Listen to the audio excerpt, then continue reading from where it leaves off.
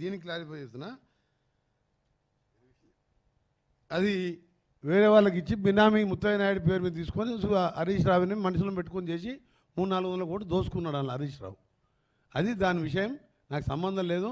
మళ్ళీసారి కేసీఆర్కి మీడియా ద్వారా విజ్ఞప్తి చేస్తున్నా, రిక్వెస్ట్ కాదు, మెంటల్గా ఎప్పుడు నా పేరు తీయకరా బాబు, నాకు సంబంధం లేదు, చెప్తే అర్థమవుతలేదు.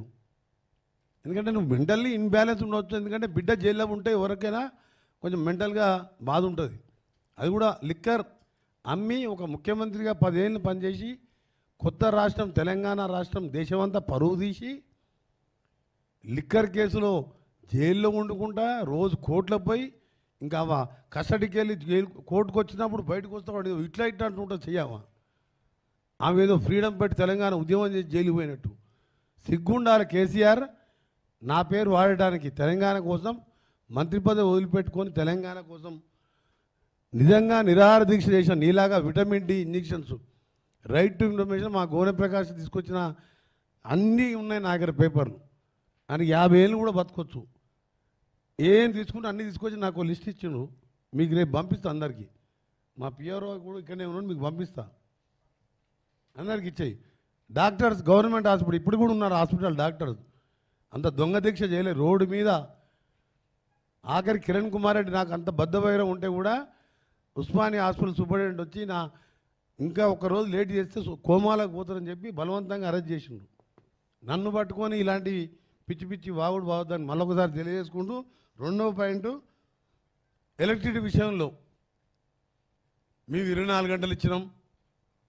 మేము ఇప్పుడే చెప్పినట్టు కాళేశ్వరం ద్వారా ఇన్ని లక్షలు నీళ్ళు ఇచ్చినాం, ఈసారి మొత్తం నీళ్ళన్నీ సముద్రంలో వదిలిపెట్టని మా సార్ చెప్పిండు, మా కెప్టెన్ సాబ్.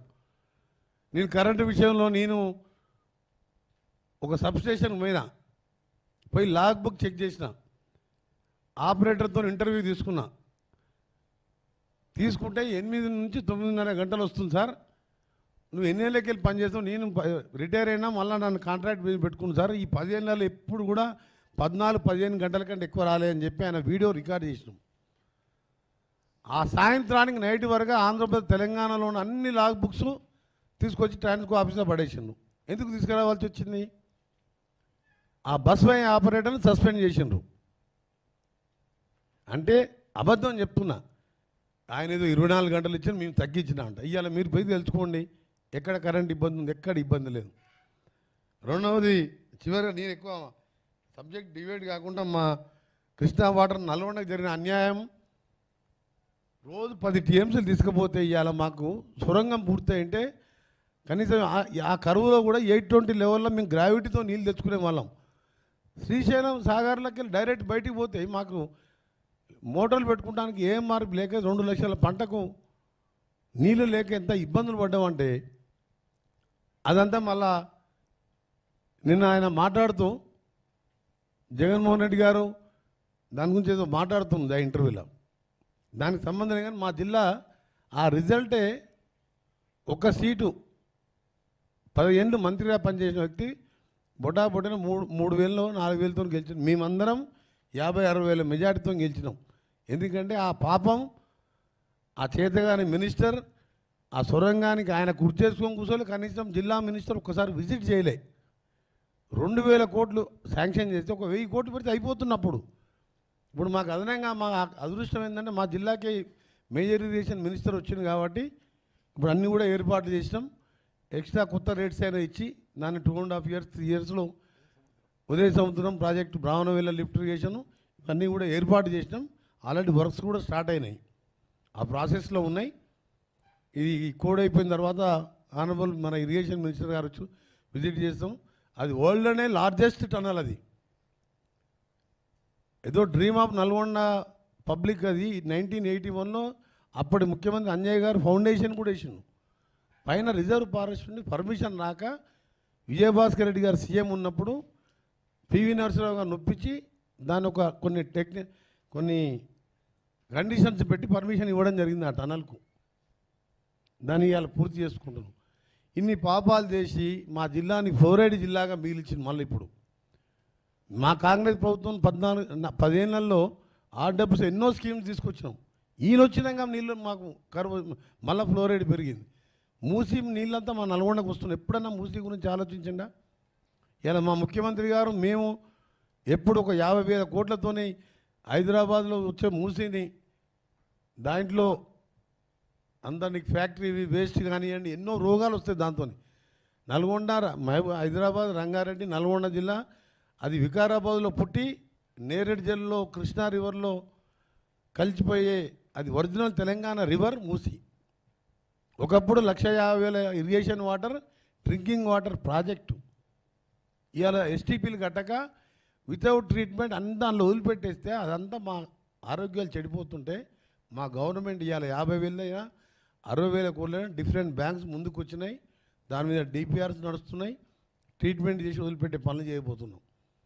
ఇకపోతే ఆయన 8 నుంచి 12 సీట్లు అన్నాడు. నేను ఒకటే నిన్న కూడా పొద్దున కూడా చెప్పిన ఎవరు అడిగితే 8 కాదు కదా, మా కెప్టెన్ గారు చెప్పినట్టు 0 సీట్ అది 1 ఆర్ మైనస్ అని ఆయన ఏదో చెప్తున్నాను వాళ్ళందరికీ. ఆయనకి 8 నుంచి 12 8 నుంచి 12 సీట్ల వరకు డిపాజిట్ పోతుంది. వస్తే మెదక్లో డిపాజిట్ రావచ్చు నాకు తెలిసి, ఒక్క సీటు రాదు. అది క్లోజ్ చాప్టర్ ఉన్నమాట.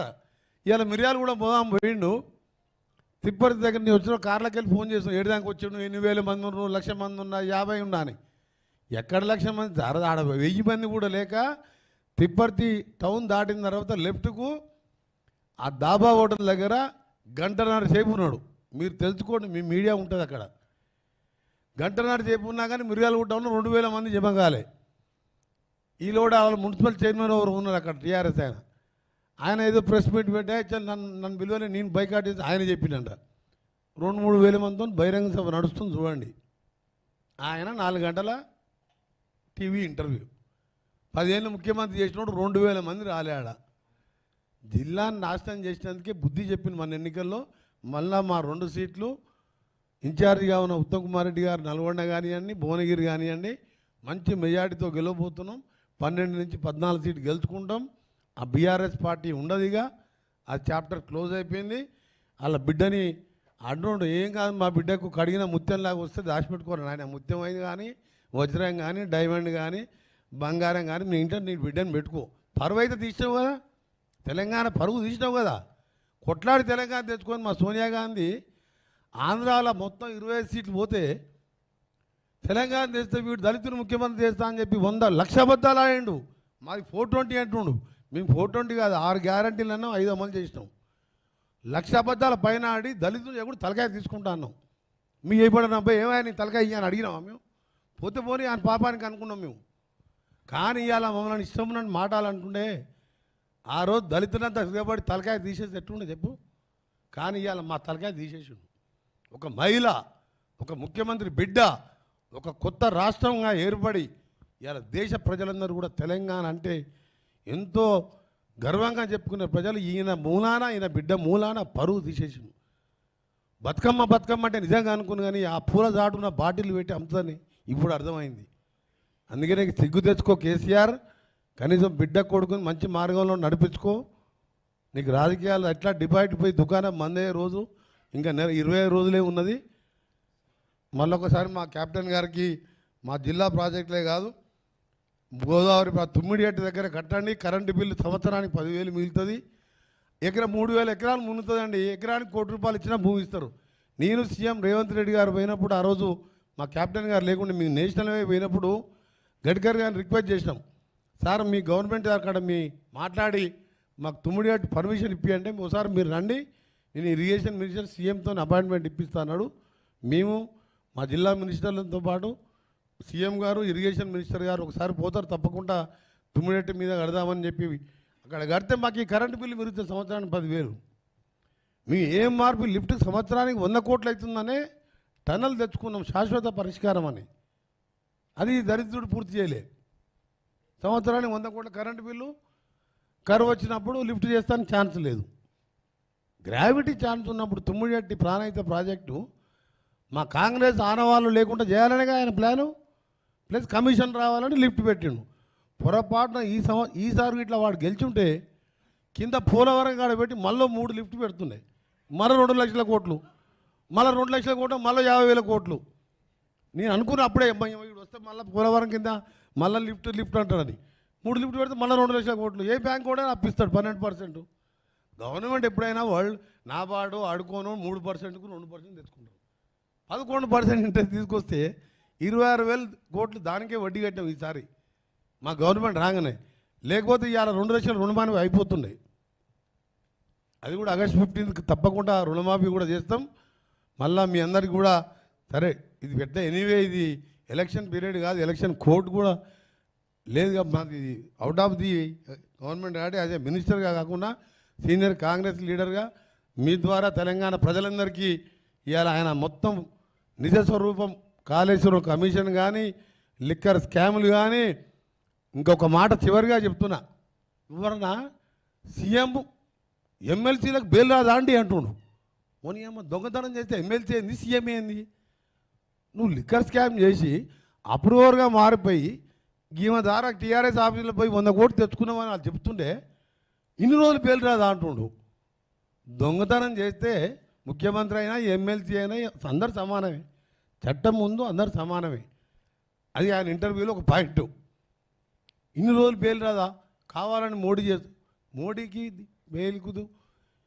ఆ ఇంటర్వ్యూ చూసిన తర్వాత అనిపించింది కొంచెం మెంటల్గా కూడా ప్రాబ్లం ఉన్నట్టుంది. అందుకని ఆయన డాక్టర్ చూపించుకోవడం మంచిది. ఈ పొలం బాట గిలం బాట అన్న నాటకాలు బంద్ చేయి. ఇప్పుడే కృష్ణా వాటర్ జగన్ గిట్ట తాకట్టు పెట్టినాం, మళ్ళీ జగనే గెలుస్తాడు. నీ సగదనం నువ్వు చూసుకోరు నాయన. జగన్ గెలుస్తారా చంద్రబాబు గెలిస్తే ఓడి గెలిస్తే నీకేంది? చంద్రబాబు జగన్ గెలిస్తే మళ్ళీ ఏమైనా పైసలు ఇస్తారని చూస్తున్నట్టు. Thank you very much. One request to all of you.